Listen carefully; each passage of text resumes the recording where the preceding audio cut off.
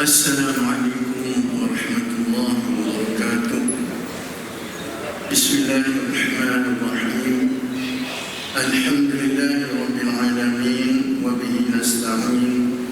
Wassalatu wassalamu ala rasulihil amin wa ala alihi wa sahbihi ajma'in. Rabbi shrah li sadri wa yassir li amri wahlul 'uqdatam min lisani yafqahu qawli.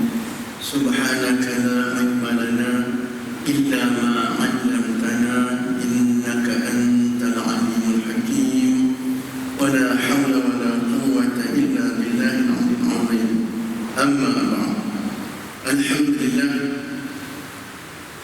pertama-tamanya kita melambangkan setinggi-tinggi kesyukuran kepada Allah SWT pada pagi yang berbahagia ini diizinkan Allah untuk kita bertemu dalam siri kuliah subuh kita pada pagi ini, dan mudah-mudahan apa yang kita kongsikan pada pagi ini bersama memberikan manfaat dan pengetahuan tambahan kepada kita semua. Yang dikasihi Nazir Masjid Al-Mujahidin, yang dikasihi Imam tugas dan bidang tugas, seterusnya kepada tuan-tuan dan puan-puan sedang hadirin mati Allah sekalian. Hari ini kita dah 29 ni, 28 Syawal. Kalau saya nak ucapkan selamat hari raya pun dah penghujung sangat. Dah penghujung sangat. Dan kalau ikut hakikatnya tak ada dah hari raya. Hari raya ni sampai hujung bulan ni orang Melayu je, budaya Melayu. Hari raya sebenarnya 1 Syawal saja. Itu saja sebenarnya hari raya. Kalau hari raya haji je, 3 Tashrik atau raya dia 4 hari. Itu dah budaya kita di Malaysia. Dia kata puasa sebulan, raya pun sebulan. Jadi memakai begitu ada peluang lagi lah saya mengucapkan selamat hari raya Aidilfitri. Tinggal 2 hari lagi. 2 hari lagi. Baik tuan-tuan dan puan-puan yang dirahmati Allah, bila lepas raya kemudian kita akan datang lagi satu hari raya yang kedua, iaitu hari raya Aidil-Adha. Bila disebut Aidil-Adha, maka raya haji atau raya haji kita bayangkan tentang korban. Jadi bersempena dengan itu, walaupun lambat lagi, musim korban lambat lagi, sebulan lebih lagi, tapi sukalah pada pagi ini merujuk kepada kitab Al-Fiqh Manhaji karangan Dr. Mustafa Al-Khin dan Dr. Mustafa Al-Mugha serta Ali Al-Asjarbini. Saya nak menunjukkan ataupun berkongsi dengan tuan-tuan pada pagi ini di bawah bab sembelih. Dia bukan bab korban lagi, bab sembelih. Walaupun bukan kita semua sini akan jadi penyembelih ataupun yang tak pernah menyembelih pun, tapi itulah cantiknya Islam. Kerana setiap bab itu bagi Islam menganjurkan supaya kita ketahui, ada ilmu, ada info bagi kita. Bila nama orang Islam sebutnya apa tajuk pun, insya-Allah ada info, ada pengetahuan pada kita semua. Itu cantiknya Islam. Dan maknanya orang Islam ni dia sentiasa bersedia, sentiasa ada maklumat-maklumat pada dirinya. Jadi tajuk pada pagi ini yang nak saya kongsikan bersama tuan-tuan dan puan-puan, iaitu tajuk Az-Zabih atau Zabai, ataupun dalam bahasa Melayunya sembelih. Kita biasa pakai sembelih, ataupun orang Arab biasa pakai istilah Az-Zabih. Zabih di sana ada istilah lain, disebut Az-Tazkiyah. Tapi Az-Tazkiyah ni jarang digunakan. Jarang digunakan dan hampir tidak pernah digunakan. Biasanya digunakan zabih. Jadi hikmahnya supaya melakukan penyembelihannya pun lagi sekali cantiknya Islam. Kenapa Allah perintahkan supaya menyembelih binatang-binatang yang nak kita makan? Yang pertamanya kerana nak membezakan antara yang halal dengan yang najis. Setiap binatang yang mati tidak melalui proses penyembelihan, maka binatang itu dianggap sebagai najis. Dan najis bagi kita orang Islam haram dimakan. Apabila dimakan juga najis, maka dia akan merosakkan, tidak fizikal, dia merosakkan dalaman kita. Dalaman kita nanti, roh kita, iman kita akan jadi rosak apabila kita makan makanan yang di dalamnya itu nyata, yang unsur itu nyata sebagai najis. Dengan sebab itu arak itu diharamkan. Kenapa? Selain arak itu memabukkan dari segi fizikal, arak itu najis. Dia najis. Maka kalau kita minum arak itu mana kita minum najis. Kita minum arak, apa nama arak contoh Carlsberg ke apa ni, Johnny Walker, itu pengetahuan seolah-olah kita macam minum air kencing kita. Najis, dua-duanya najis. Itu yang pertama, hikmah Allah SWT untuk nak bezakan yang halal dan yang haram, yang boleh kita makan dan yang tak boleh kita makan. Jadi bagi orang-orang yang wara, yang nak jaga hati, nak jaga betul-betul hati dan rohnya. Dengan sebab itu kalau dia nak beli kat luar ayam ke daging ke, dia cerewet sikit. Dia nak tahu supaya keadaan daging atau ayam ataupun itik yang dia beli itu betul-betul dia yakin halal. Apatah lagi sekarang ni banyak sangat kecurangan di dalam perniagaan. Macam-macam.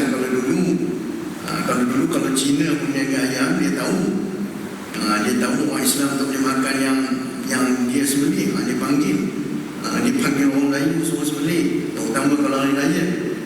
Kalau saya masih kecil-kecil dulu, dengan sebab itu kalau saya berhari raya, saya suka pergi rumah datuk kan. Sebab datuk saya itu setiap hari raya, setiap hari raya Cina akan panggil, Toki Cina panggil sembelih ayam. Sembelih ayam, seekor ayam dapatlah 20 sen. Berapa ekor satu hari, maknanya lumayan lah datuk kan. Jadi kalau berhari raya dengan datuk saya dapatlah pakaian baru, kasut baru, apa. Kalau di kampung banyak sikit lah, layak nak beli. Itu hikmah yang pertama. Hikmah yang kedua, syariat Islam menetapkan supaya dengan perbuatan menyembelih itu, darah yang terkandung di dalam tubuh badan binatang itu akan keluar kerana darah ini juga najis. Dan najis juga apabila berserta dengan daging itu akan, kalau dia tak keluar, dia akan serta daging itu akan menyebabkan daging itu walaupun halal tapi memudaratkan. Dengan sebab itu diarahkan ataupun diperintahkan proses sembelih ini, supaya darah itu semua keluar. Pastikan ambil kering. Bila dah kering ambil itu, bila kita dah lapar tu masih ada kesan-kesan darah, itu tak apa, itu sudah dihalalkan. Itu kesan darah, bukan darah lagi. Bukan darah, itu darah yang sudah dihalalkan. Baik, itu dua hikmah kenapa syariat suruh kita sembelih binatang yang nak kita makan itu. Ayam, itik, ini buat sembelih, bukan buat korban lagi. Ayam, itik, kambing, apa juga lah yang sewajan kita sembelih. Hatta disebut dalam fiqah, kalau ikan yang terlalu besar, kalau besar ikan kembung panjang tu tak boleh. Kalau ikan yang besar betul, macam-macam dapat ikan besar, ikan itu pun sunat disembelih juga. Disembelih dulu. Kalau ikan yang besar sangatlah, yang terlalu besar, supaya dengan sembelih itu darah dia pun keluar habis. Dengan sembelih itu dapat sunat ikan. Tapi kalau ikan biasa dimakan, tak payahlah sembelih. Dia pun tak ada leher nak sembelih. Macam satu binatang yang diharam kita tu, antara sebab dia haram ni kerana dia tak ada tengkuk untuk nak disembelih. Kepala dia dengan badan dia terus sekali. Itu binatang yang diharam tu. Baik, sembelih ni ada 3 jenis, ada 3 kategori. Yang pertamanya dikatakan az-zabih, zabih ataupun zabaih, mana-mana boleh. Ada di dalam grammar Arab tu lah, Faizal tu. Yang keduanya disebut sebagai an-nahru, nahar. Dan yang ketiganya disebut sebagai al-aql. Ada 3 kategori sembelih, atau masuk 3 kategori nak mematikan binatang tersebut supaya dia halal dia makan. Yang pertamanya az-zabih tadi. Biasalah zabih sembelih. Makna az-zabih itu apa? Iaitu menyembelih binatang di bawah tengkuknya. Di bawah tengkuk, ini tengkuk, ini leher, tengkuk ini atas, ini bawah. Silap. Az-zabih itu binatang yang disembelih sebelah atas tengkuk. Atas. Di atas ini itu namanya az-zabih. Apa binatang-binatang itu? Itulah kerbau, lembu, kambing,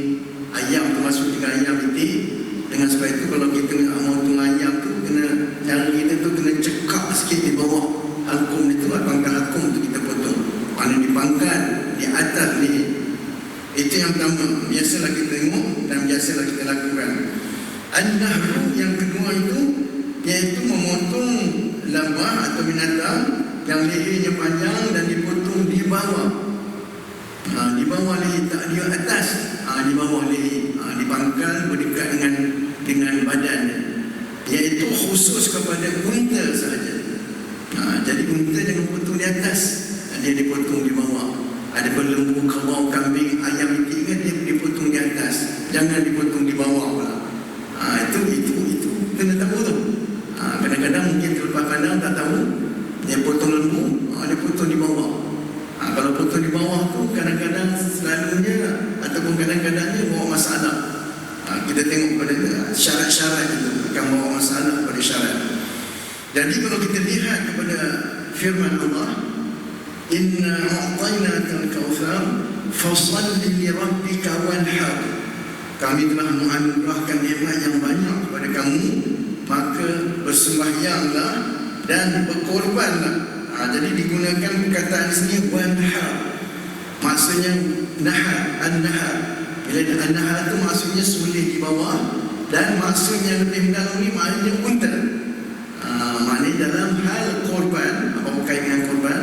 Korban yang paling afdal sekali adalah unta, kerana perintah Allah dalam ayat ini wanhar, Allah kata. Maka sembelihlah dengan istilah wanhar. Wanhar itu maknanya sembelih belah bawah. Bila sembelih sebelah bawah itu maknanya sembelih unta. Sembelih unta yang afdal. Kemudian itu barulah yang keduanya lembu, kerbau dan kambing. Itu dari segi korban. Kalau dari segi akikah pula, kambing pula dulu. Kambing lebih afdal daripada lembu dan unta. Kerana lembu unta itu banyak bahagian, dia ada 7 bahagian. Dan yang ketiganya disebut sebagai al-aqru. Al-aqru ni macam mana pula? Al-aqru ni apabila nak menyembelih binatang yang halal dimakan, tetapi binatang ni liar, tak boleh nak dikawal. Termasuklah juga kalau lembu ni liar, susah nak tangkap, susah nak ikat, tak jadi. Jadi boleh dimasuk pada kategori ketiga, namanya al-aqru. Biasanya al-aqru ni kalau orang pergi berburu lah, nak makan daging rusa, mana boleh rusa tangkap, ikat buat macam lembu. Jadi cara al-aqru ni macam mana? Dimatikan binatang itu dengan sesuatu yang tajam selain daripada proses sembelih. Umpamanya proses panah. Nampak rusa tu tarik anak panah, tembak dengan panah, dan panah tu dalam syarat sembelih nanti tidaklah tajam. Tajam kena kepada rusa tersebut ke ataupun lembunya liar. Banyak kes berlaku, lembu terlepas. Lembu terlepas, mudah payah nak tangkap. Kejar sana, kejar sini, tambat sana, tambat ni, tak mau yang tak lekat. Itu boleh masuk ketiga, al-aqru. Panggil pemanah-pemanah yang hendak panah. Dia kena panah tu, dia mati, halal dia makan. Kalau tembak, ada perbincangan tu, ada khilaf di situ. Sebab dalam syarat nak menyembelih itu, benda yang mematikan binatang itu mesti benda itu tajam. Sedangkan peluru, kalau kita tengok, kita tembak dengan peluru itu tak tajam, dia tumpul. Dia bukan benda tajam. Kalau peluru itu saja kita tikam tu, kalau kita pun dia takkan tembus. Jadi tembus dia peluru itu sebab kerana lajunya tu. Power dia tu, kuasa dia laju, itu yang tembus. Kalau dalam keadaan biasa, tikam itu pun tak tembus, dia tumpul. Jadi ada mengatakan boleh dengan syarat buat peluru khas, ujungnya tajam. Tajam, tembak tu mati, halal dimakan. Tapi itu ada khilaf lah. Ada kata boleh juga, ada kata tak boleh. Begitu juga ada khilaf. Kalau kita baca lagi perbahasan yang panjang-panjang, tembak dengan cahaya apa, bukan X-ray, apa cahaya, sini tembak dengan cahaya, mati dia. Tembak cahaya tu, itu pun juga ada khilaf. Ada mengatakan halal, ada mengatakan tak boleh. Sebab cahaya itu bukan satu benda yang tajam, yang nak memenuhi syarat kepada sembelihan. Itu sembelihan. 3 kategori sembelihan. Yang pertama sembelih dengan apa tadilah, perbuatan sembelih di atas tengkuk, dan yang keduanya perbuatan sembelih di bawah tengkuk, khusus kepada unta saja, ibil, unta ataupun jamal. Kalau dalam Arab unta ni dia ada banyak istilah. Tengok keadaan warna, lain warna pun lain istilah dia. Kalau kita orang Melayu ni unta dia sebut. Dan yang ketiganya secara memanah ataupun tombak ataupun apa caralah yang nak bunuh dengan benda yang tajam dan menyebabkan binatang itu mati. Kerana tikaman kita tu atau kerana perbuatan kita nak membunuh dia. Itu tiga. Az-zabih, al-aqru dan az-zabih, al-nahm dan al-aqru. Baik, baru kita masuk kepada syarat sah sembelih. Ini perlu tahu ni. Syarat sah sembelih ni terbagi tiga, iaitu syarat sah kepada tukang sembelih, syarat sah kepada binatang yang nak disembelih, dan syarat sah kepada alat yang menyembelih. Tiga kategori syarat sah. Syarat sahnya tu terbagi tiga: syarat kepada penyembelih, syarat kepada binatang yang nak disembelih, binatang sembelihan, dan yang ketiga syarat alat yang nak menyembelih itu.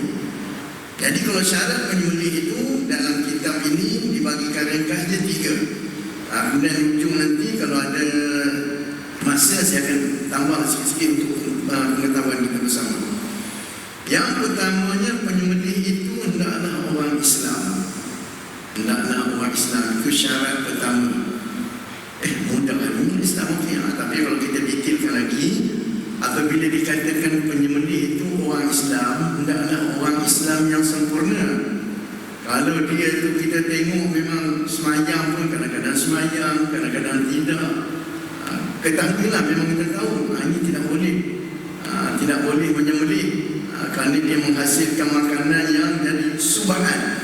Dengan sebab itu orang-orang yang warak apabila nak makan bukan nak makan daging sembelih, nak makan biasa pun. Dia perhatikan dulu orang ni kalau yang masak perempuan tutup aurat ke tidak. Kalau tutup aurat tu confirm dia semayang. Ambil tahulah ciri-ciri keagamaan dia. Orang yang taat beragama ke atau orang macam mana?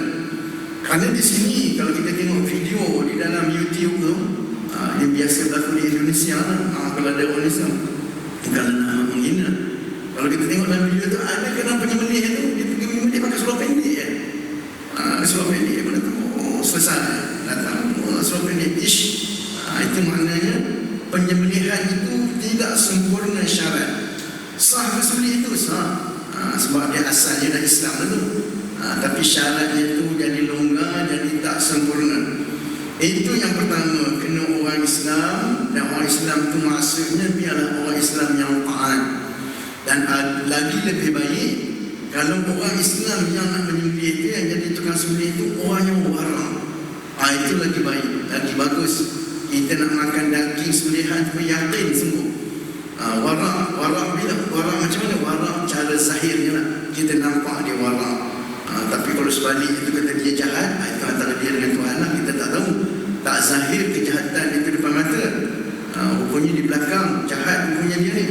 Dia suka main perempuan ke, suka mabuk ke, itu kita tak tahu. Tapi zahirnya kita nampak dia warak. 5 waktu dia ada di masjid, bercakap pun baik, rajin berzikir, sembahyang sunat pun rajin. Orang macam ni lebih utama lagi menjadi penyembelih. Imam kita lah, imam ke bila ke jadi penyembelih, itu confirm kita kita yakin sepatut-patut nak makan daging sembelihannya tu. Itu yang pertama. Sebagai dalilnya dalam surah Al-Maidah, Allah sebut di situ illa ma dzakaitum. Tum di situ ganti nama, yang dimaksudkan oleh ahli tafsir orang Islam, orang yang beriman. Dan lagi dalam kitab-kitab besar kalau tafsir dihuraikan lagi, orang Islam tu maksudnya itulah. Orang Islam yang sempurna Islamnya, mengamalkan Islamnya, tapi sah. Kalau orang Islam dia tak beramal dengan Islamnya. Tengok dengan IC-nya Ali bin Ahmad, sah lah kalau disembelih, walaupun penghidupannya haprak tu, istilah haprak tak ikut Islam langsung, boleh sah. Tapi sebaiknya begitulah, yang lebih taat kepada Allah SWT. Dan yang keduanya yang boleh kita makan sembelihan yang sah, iaitu yang disembelih oleh ahli kitab, iaitu orang Yahudi. Orang Yahudi kalau sembelih kita boleh makan. Cuma Yahudi itu tengok kepada tafsirannya macam mana. Dalam banyak kitab, dalam berbagai-bagai kitab dan dalam kitab ini juga, dia menyebutkan Yahudi di sini iaitu Yahudi yang memang asal usul dia Yahudi. Memang daripada tok nenek moyang apa lagi kata. Memang Yahudi. Memang dia orang Yahudi. Tapi kalau dia kemudian dia masuk Yahudi ataupun dia masuk Kristian, itu tak akan. Orang Arab, hadisnya menyebut tidak sah atau tidak halal sembelihan orang Yahudi dari bangsa Arab. Maknanya Arab masuk kemudian jadi Yahudi kemudian, itu tak boleh. Yang boleh Yahudi yang asal usul. Ada lagi tak ada? Saya dengar khabar ada sekelompok lagi dekat Mesir, dia duduk pendalaman. Itu Yahudi memang keturunan betul-betul daripada Nabi Musa dulu. Pada Musa terus menerus dia Yahudi, dia pegang pada agama dan dia berpegang pada Taurat yang asal, yang betul, yang tidak kalau ada silap pun tak banyak, yang tidak banyak diselewengkan ataupun mungkin masuk kontik lagi asli. Itu Yahudi yang itu baru halal.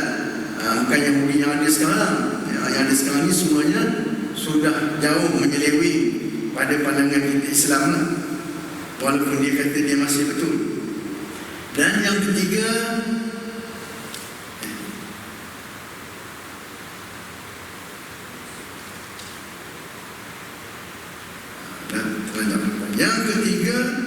dengan syarat sembelihannya itu mesti lillahi ta'ala. Sembelihan itu mesti dia membaca bismillah.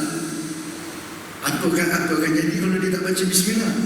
Dia tak baca bismillah itu kalau dia kerana enggan, memang dia tak nak baca bismillah, halal, tak halal binatang makan. Tapi kalau dia memang dia ada nak baca bismillah, tapi masa sembelih itu agak gementar, terlupa pula, halal, boleh kerana dia sudah ada niat untuk nak baca bismillah. Cuma di sini sebagai pengetahuan kita bersama, sebagaimana hadis yang Rasulullah sebut, setiap perkara itu hendaklah dimulakan dengan bismillah, ataupun secara sempurnanya bismillahirrahmanirrahim. Semua perkara bismillahirrahmanirrahim, barulah perkara itu dianggap ibadat, ada pahala. Cuma dalam melafazkan bismillah ini ada dua tempat lain. Dia tak baca bismillahirrahmanirrahim, yang lain semua baca bismillahirrahmanirrahim, atau sekurang-kurangnya bismillah, dah okey lah. Tapi ada dua tempat bukan dibaca bismillahirrahmanirrahim. Kena ambil tahu lah. Yang pertamanya ketika menyembelih. Menyembelih kita bukan baca bismillahirrahmanirrahim. Kalau kita baca bismillah saja tu, itu dah okey lah. Tapi kalau lengkapnya bukan bismillahirrahmanirrahim. Habis apa pula bacaannya? Bacaannya bismillahi Allahu Akbar. Itu bacaan untuk menyembelih. Kita dah letak mata parang tu, mata golok tu, pegang leher kita, bismillahi Allahu Akbar, tarik. Tariklah, matilah. Apa tu sempurna lah. Ataupun kalau biasa kita lihat bismillahi Allahu Akbar, orang yang membantu samanya duduk atas lembu yang pegang tu bertakbir, Allahu Akbar, Allahu Akbar, Allah sambut sampai lembu tu habis nyamuk dia, ataupun sampai proses sembelih itu selesai, kita bertakbir. Itu yang pertama. Yang keduanya ketika menguruskan mayat, mandi mayat, angkat mayat, angkat jenazah tu, nak mengkafankan mayat, dia bukan kita baca bismillahirrahmanirrahim. Habis kalau baca gitu macam mana Ustaz? Boleh je lah, tak ada masalah. Sekadar bismillah pun boleh. Tapi dia ada khusus. Bacaan dia bismillahi ala millati rasulillah.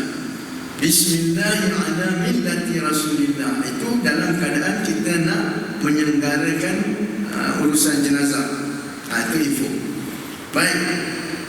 Adapun kalau sembelihan itu tidak diniatkan kerana Allah, ada niat kerana lain, kerana menteri ini ke, kerana sianu ke, kerana tok wali itu ke, kerana ustaz ini ke, maka sembelihan itu dagingnya haram dimakan. Maka dagingnya menjadi bangkai. Mau tak mau sembelihan itu mesti kerana Allah Subhanahu Wa Taala. Dan dalam mazhab kita Syafi'i, kena disebutkan niat itu, lafaz niat itu ketika sembelih. Bismillahirrahmanirrahim. Dan lebih sempurna lagi kalau korban tu kita sebut korban ataupun akikah, kita sebut inilah daripada engkau dan kepada engkau korban daripada si Anu bin Sanu, si Anu bin Sanu, si Anu bin Sanu, 7 bagian. Sebut nama itu. Tak ingat nama tu, tulislah dalam kertas. Semasa nak sembelih tu bacalah. Baca betul banyak-banyak kertas tu, buanglah dalam lubang. Kita pun tariklah sembelih. Kena baca. Kena baca kerana orang yang masuk korban dia mesti berniat. Oleh kerana bukan dia yang sembelih, dia wakilkan kepada penyembelih, maka si penyembelih itu kena juga sebut nama orang yang masuk korban itu. Itu yang afdalnya. Anda kata terlupa, dalam kes agama kita, dalam syariat, benda-benda yang terlupa tak jadi hukum. Dia boleh jalan terus. Tak jadi masalah. Dah terlupa rakaat, berapa rakaat sembahyang, 3 ke 4 ke 3 ke 4 tambah, jadi sah sembahyang. Itu syarat-syarat secara ringkas bagi penyembelih. Kemudian syarat yang berkaitan dengan binatang sembelih pula. Yang pertama, penyembelih dapat menangkap haiwan itu sebelum disembelih, dan haiwan itu masih mempunyai hayat mustaqirrah.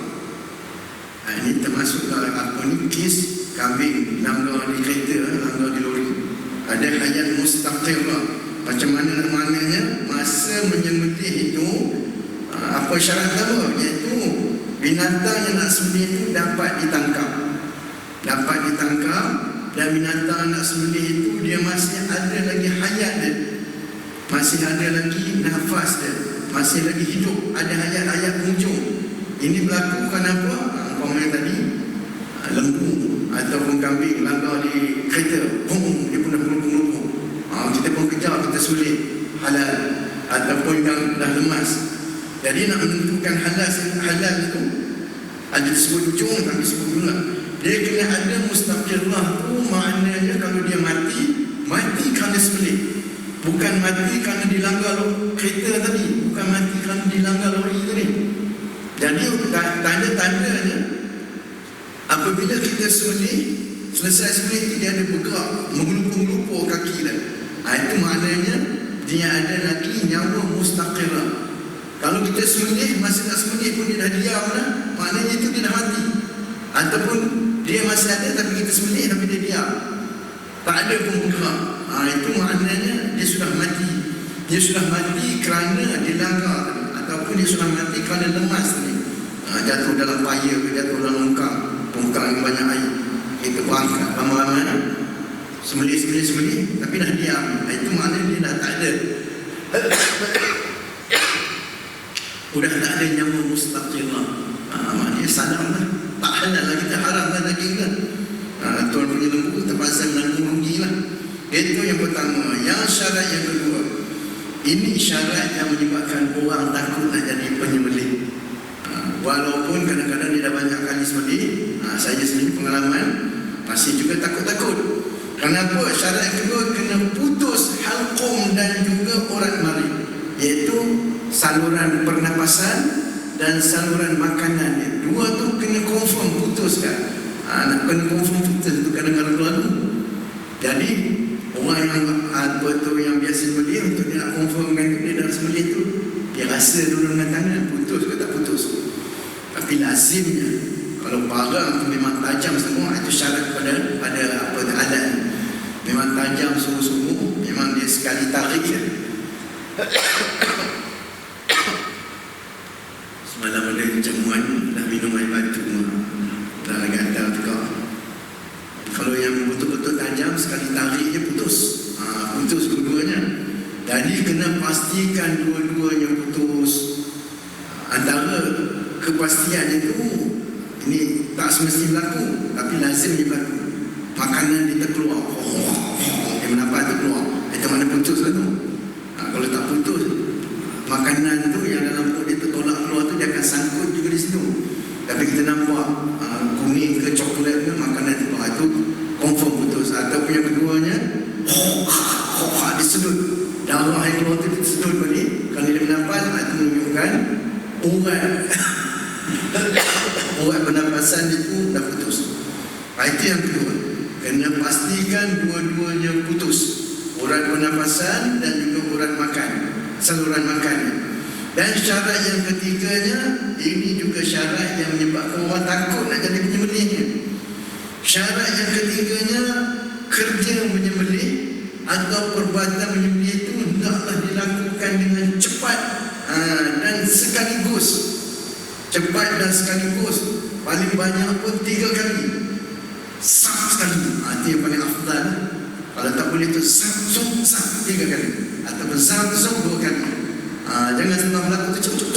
Oh, banyak kali di semua ni. Itu tidak afdal. Tak jadi macam tu. Kerana itu jadi menyiksa binatang. Menyiksa binatang. Banyak juga kita jumpa. Apa kesnya tu? Kesnya pertamanya, juru tukang sembelih itu jenis orang yang masih belum confident lagi. Mungkin dia pertama kali ke. Dan yang keduanya, kerana senjata yang digunakan parang betul tumpul, tak cukup tajam dia. Kalau cukup tajamnya, saya, pengalaman saya memang belum pernah lagi buat cukup sekali. Tapi kalau tengok dalam video tu, ada orang tu, dia tahu dia sekali tarik habis. Betul dua-dua. Itu memang ada pakar.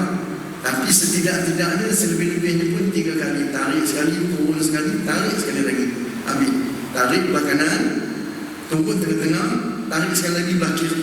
Belah kanan pula, belah kiri, tengah-tengah, belah kanan. InsyaAllah keempat-empat urat tu putus. 4 pula nanti akan sebut tadi. Yang apa tu, yang disyaratkan kena putus, 2 tu hakum dan urat marid. Baik, itu syarat yang ketiga, memotong dengan cepat dan sekaligus. Perbuatan inilah yang banyak orang takut nak jadi tukang sembelih ni. Dia risau, takut sekali 2 kali tak putus. Dah banyak kali. Bila banyak kali itu, dia jadi tidak afdal kerana sudah menyiksa. Dan juga jadi keliru di situ nak menentukan mustaqirah atau hayat mustaqirah.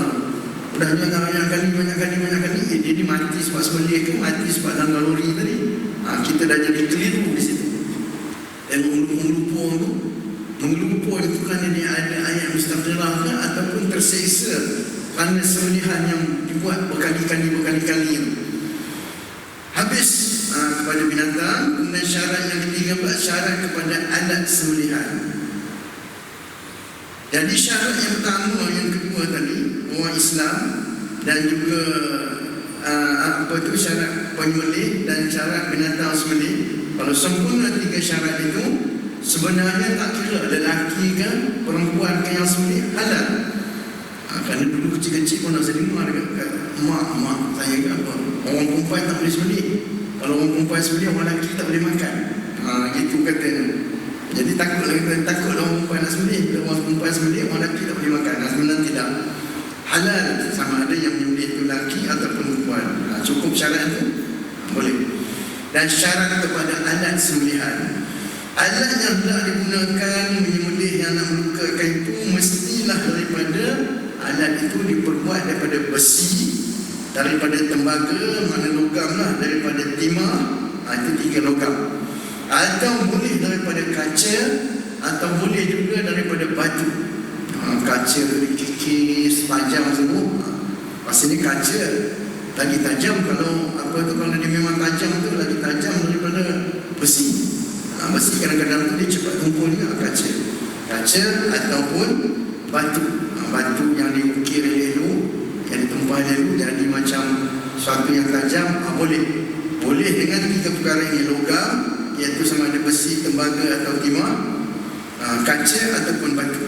Itu syarat alat yang nak menyembelih. Selain daripada itu tak boleh. Tak boleh buluh. Buluh, kita ambil buluh tajam kan, panjangkan dulu. Kalau dia anu pun, tajam semua, dia pun sembelih dengan buluh. Tidak memadai. Ataupun mungkin ada pendapat lain kita boleh, tapi di sini kata tak memadai dengan itu. Dia kena dengan logam, kaca atau batu. Jadi maksudnya juga sini bahawa penyembelihan itu tidak akan sempurna, tak sah kalau mati itu disebabkan dengan hentakan. Juga kalau kita tengok dalam video YouTube, tak ada tempat, tak sampai saya Bali lah tuan. Cara dia nak matikan apa tu kerbau dia bawa penungkul batu besar yang akan dia letak kepala, matilah kerbau. Sana kerbau lah, itu saya rasa balik. Itu upacara dia, tung dah dipukul kerbau tu mati. Itu bagi kita tak sah kerana berdalilkan banyak hadis.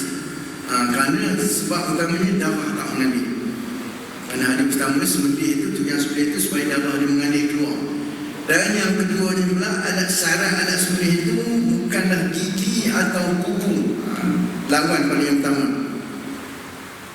Pernah satu hari saya duduk di restoran di Kampung Baru, lama dulu lah, dah 5-6 tahun yang lalu. Satu orang Indonesia dia datang berjual barang-barang macam-macam lagi, kuku harimau, gigi harimau, dia jual kemudian lagi macam-macam tangkal. Saya pergi tengok gigi harimau, kuku harimau. Rupanya kuku harimau dan gigi harimau tu bukan sahaja harimau tu tenaga dia kuat, dia menggigit tu bukan sahaja tenaga dia tu kuat, geraham dia tu, malahan gigi dia tu memang tajam semua. Bila saya pegang gigi rasa tajam. Kalau kita toreh sikit kat tangan pun boleh luka dalam ni. Tajam gigi dia tu, kuku dia tu, kuku dia bengkok tu, tempat bengkok bawah tu tajam semua tu. Jadi kalau kita nak gunakan kata harimau tu besar, kuku dia besar, kita ambil kuku dia sembelih, tak boleh, tak sah. Tak sah penyembelihan dengan kuku dan dengan gigi. Kita ambil lagi gigi binatang lain pun, tak sah. Dan dimaksudkan juga dengan kuku dan gigi ini tulang. Di mana dimaksud kuku dan gigi tulang? Tulang kerbau yang dulu lama diasah dia elok, dia lepeh dia elok, jadi tajam. Lalu kita pun menyembelih dengan tulang tersebut, boleh? Putus, tapi tak sah. Penyembelihan itu tak sah, haram dagingnya, jadi bangkai dia kalau kita sembelih dengan menggunakan tulang yang tajam. Tak boleh tulang yang tajam. Yang tadi itu yang pertama tu, dengan besi apa tu, dimasukkan sembelih, kata di sini tidak sah kalau diketuk. Sama juga tidak sah kalau walaupun alat sembelih sudah betul, tapi bukan kita sembelih, kita tikam tengah-tengah. Itu pun berlaku juga. Di setengah masyarakat ditikam apa tu, binatang mati, binatang tak boleh juga. Dan yang ketiganya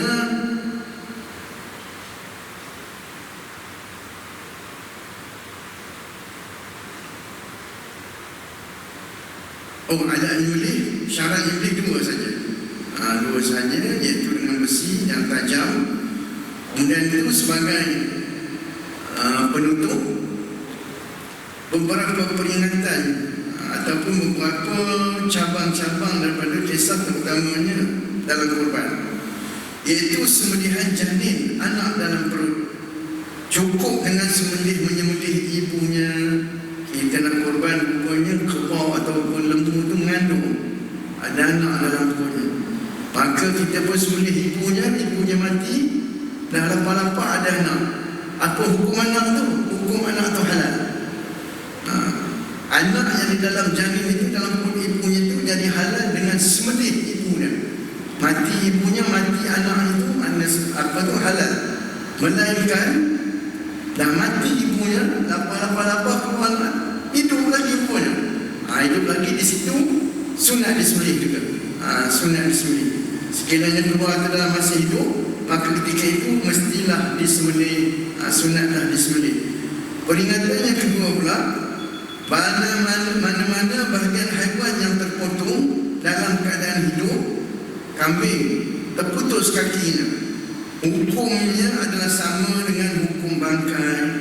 Maknanya kita nak menyembelih kambing, sembelih bukan korban lah, sembelih biasa.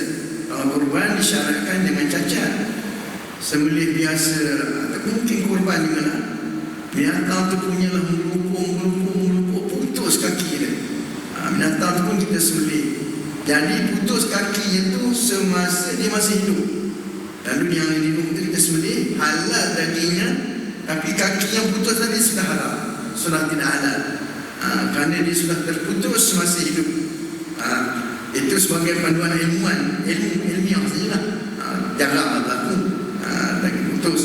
Bahagian yang terpotong daripada ikan, itu tak jadi masalah, ikan dia tidak najis. Bahagian yang terpotong daripada kambing suatu masih hidup, najis. Bahagian yang terpotong daripada manusia hanya sebagai info, itu tak najis, manusia tidak najis. Kalau orang yang kecil mani, kaki dia dipotong, maknanya kaki dia tu mesti disempurnakan juga. Sebagai kita menyempurnakan mayat lah, kena basuh, basuh tu ganti pada mandi, kena balut dan kena tanam di tanah wakaf lah, tanah perkuburan. Itu kerana manusia ni bukan najis, manusia yang hidup dan juga apa tu matinya tu dia tidak najis.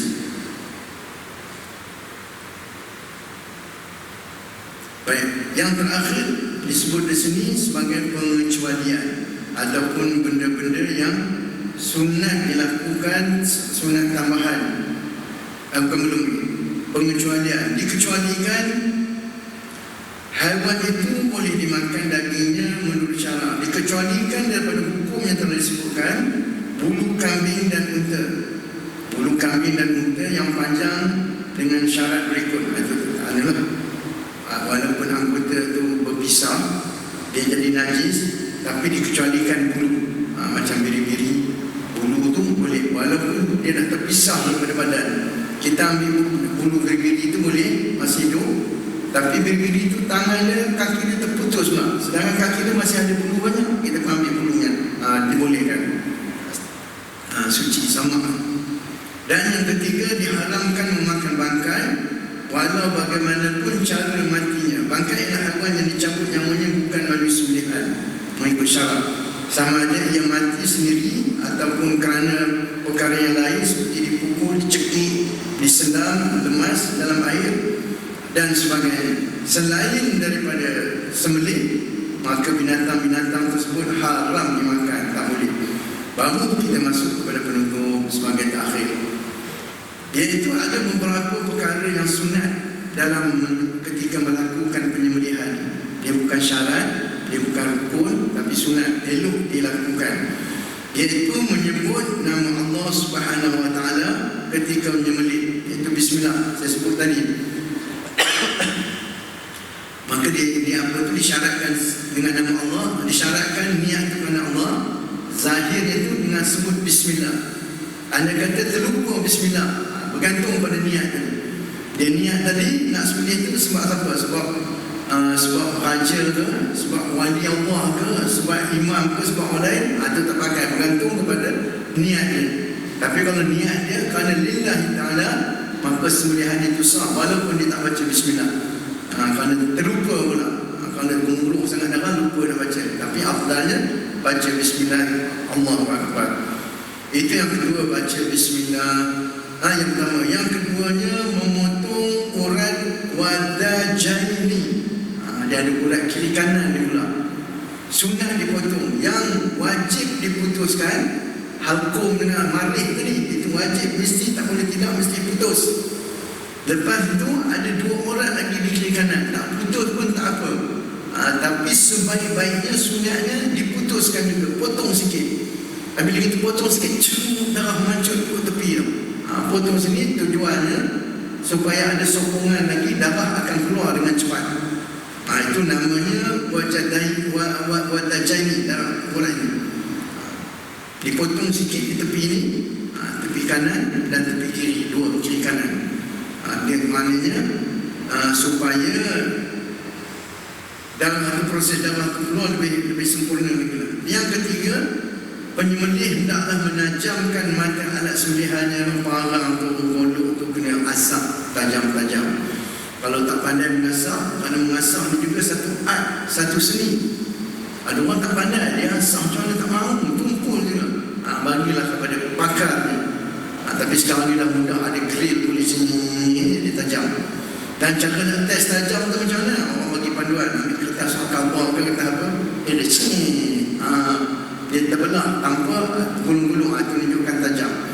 Kerana syarat tajam ni memang sangat ditekankan supaya tidak menyeksa binatang. Kemudian itu membaringkan sembelihan itu pada sebelah kiri, jangan sebelah kanan. Jangan di situ maknanya tak boleh ke? Kalau buat sebelah kanan tak jadi masalah, boleh juga. Tapi afdalnya sunatnya dibaringkan sebelah kiri,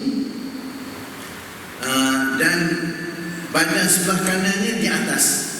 Itu sunatnya. Sunat itu pokoknya. Kemudian yang kelima, menghadap kiblat. Menghadap kiblat pun sunat juga. Dah tumbang ke lembu tu menghadap ke lain. Nak menghadapkan kiblat, nak musim tu main cukup sukar.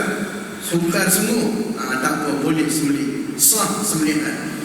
Cuma sunat, ramai angkatnya hadapkan tengkuknya tu ke kiblat, belah kirinya tu di bawah. Dan apabila dia menghadap kiblat, orang yang menyembelih pun dalam menghadap kiblat. Jangan pula dia menghadap lembu tu disembelih gitu pula ke depan. Walaupun jadi sah sembelihan tu, tapi hilang sunat. Bila nasib tak, orang tak buat macam tu lah. Nampak ganjil sangat. Dia mesti daripada belakang lembu, tarik ke belakang. Tak ada dia duduk depan lembu, dia sembelih ke depan gitu. Kerana tarik dengan tolak tu, tenaga tarik lagi kuat. Tenaga tolak tak kuat. Dia kuat kiri tak putus. Habis 5 sunat. Kemudian saya nak tambah sikit lah sebagai penutup. Petua orang tua-tua dalam menyembelih. Di antara petua yang saya dapat, yang nak saya kongsikan, pertamanya dia kata tu, kalau dalam syariat dia kata kalau lembu kambing dipangkal. Nak tahu dipangkal itu macam mana? Tarik telinga dia tu, letakkan di bawah. Di mana ujung telinganya tu, di situ kita potong. InsyaAllah potongan kita itu sempurna. Oh, itu petua. Itu petua. Kerana dalam syariat, tarik telinga lembu ke kambing itu, lipatkan ke bawah gitu. Di mana ujung dia berhenti. Kalau ujungnya dia berkuang di sini ya. Di mana ujung itu bertemu dengan ujung tengkuk tu, di situ kita potong. Yang pertama. Yang kedua, petuanya lagi, lembu tu dibaringkan lagi belah kiri, tapi kepala dia hendaklah mendongak bagi kedua-dua tanduknya kena ke tanah. Maknanya dia akan berpaling gitu. Dan dongakkan dia, jangan bagi tunduk. Kalau masa kita sembelih dia tunduk, itu confirm dua orang tu tak putus. Golok kita akan tersepit di situ. Jadi orang yang pegang bagian kepala tak kena orang kuat sikit. Dia dongakkan lembu tu dan tahan kaki dia, lutut dia di bawah dagu apa tu, lembu tu. Supaya apabila lembu tu dia potong, dia rasa sakit, dia akan tunduk tu. Dia tak boleh, kita kena tahan kuat. Dan didongakkan supaya kalau kita buat demikian, potongnya tu, itu yang boleh potong sekali tu, sambung putus dua-dua. Kalau dia dongak, dia dah tegang tu, tarik tu putus lah. Tegang, dia dah tegang, putus.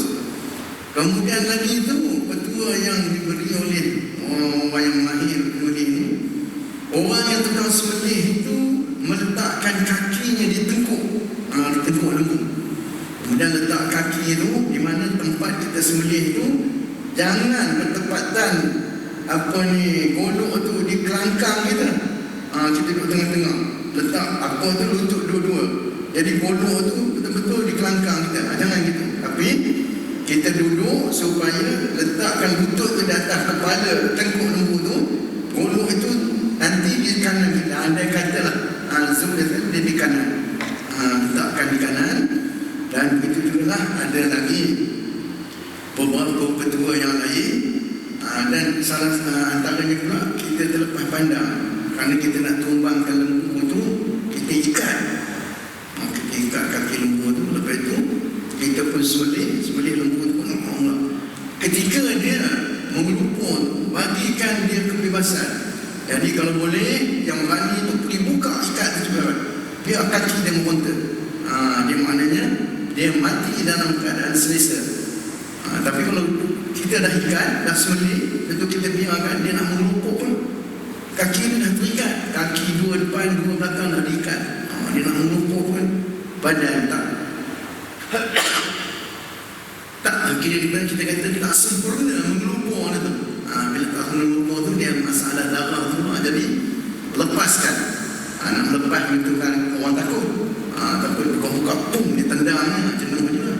Dalam pengalaman saya ada 2 kali lah. Jemaah kena tendang lembu. terbanting sakit sebulan. Tendangan lembu ni Boleh tahan kalau kita tengok dalam video Discovery tu, bila harimau ke nak mengejar lembu seladang, dikejar-kejar, dalam kejar tu seladang tu sempat tendang, kena harimau tu, pusing-pusing, harimau tu pusing, jatuh, menung dia. Itu harimau yang kena tendang, menung dia. Kalau orang kena tendang, lagi sebulan lah menung dia. Jadi dalam Discovery yang kita tengok harimau kejar rusa, kejar seladang, kejar kerbau tu, sebenarnya bukan semua dapat. Kita tengok tu video yang dia dapatnya, tapi dalam 10 kali kejar tu kadang-kadang 2 kali dia dapat. Yang lain tu kadang-kadang kena tangguh, kadang-kadang kena tendang. Itu video saya tengok tendang tu, dia kejar-kejar, lembu tertendang 5-6 kali dia berpusing, melayang atas udara, berpusing-pusing, jatuh menung dia. Lama dia menung, meleleh-leleh, ini orang kena kesakitan. Jadi orang kita manusia kena tendang. Ada juga video yang tengok orang yang apa yang menyembelih itu kena tendang dengan lembu. Masya Allah. Jadi kena jaga-jaga kan, lembu ni jangan datang daripada belakang. Jangan datang dari belakang, dia akan mudah menendang. Jadi tuan-tuan dan puan-puan yang dirahmati Allah sekalian, kalau dalam kitab ini sekadar itulah info-info yang bersangkutan dengan sembelihan yang dinukilkan. Jadi dalam penyampaian saya pun setakat kadar itulah untuk kita kongsikan bersama. Mudah-mudahan dalam bab menyembelih ini kita sudah ada sedikit sebanyak info dan sudah ada sedikit sebanyak panduan-panduan. Kalau kita nak menyembelih, dah boleh dah rasanya, silakan. Tapi oleh kerana dah ada peraturan negeri, bukan negeri, satu Malaysia lah. Kalau tak salah saya 5 tahun dulu lah dia bagi dah peraturan ni, bahawa menyembelih korban kena buat di tempat sembelihan, rumah sembelihan yang diiktiraf oleh kerajaan. Tak boleh sembelih yang biasa kita buat tepi-tepi padang, di rumah ramai, tak boleh. Namun peraturan itu sampai sekarang masih tidak dikuatkuasakan lagi. Saya tak pastilah dengan Selangor, yang masih lagi tidak dikuatkuasakan dengan sebab itu kita boleh sembelih-sembelih lagi di tepi padang, tepi surau, boleh sembelih ni. Kalau ikutkan peraturan yang telah dikeluarkan, diwartakan, dah tak boleh. Setiap penyembelihan kena buat di rumah penyembelihan, sama ada kalau rumah tu benarkan orang kampung untuk sembelih ataupun petugas di situ sembelih, dia akan hantar daging kepada kita. Kita akan potong daging dan agih-agihkan daging. Itu kehendak kerajaan. Tapi cuma alhamdulillah setakat ini belum dikuatkuasakan. Dan saya bayangkan kalau berlaku macam tu, acara korban tu kurang meriah sikit lah. Kita terima daging kita harap. Jadi kalau ada proses menyembelih itu, proses lapar tu, dia meriah sikit. Sekadar meriah je lah. Sekadar sah itu tetap dengan sah. Wallahu a'lam. Sekadar itulah perkongsian saya. Mudah-mudahan memberikan manfaat untuk kita bersama sebagai panduan tambahan atau sebagai panduan yang boleh kita pakai juga. Aku qouli hadza, astaghfirullahalazim li wa lakum. Wassalamualaikum warahmatullahi wabarakatuh. Bismillahirrahmanirrahim. Alhamdulillahirabbil alamin wa bihi nasta'in. Wassalatu wassalamu ala rasulil amin wa ala alihi wa sahbihi ajma'in. Allahumma nawwir qulubana bi nuri hidayatika kama nawwir al-ardha bi syamsika abadan abadan bi rahmatika ya arhamar rahimin. Rabbi zidna ilma warzuqna fahma wa la hawla wa la quwwata illa billahi al-'aliyyil 'azim. Wa sallallahu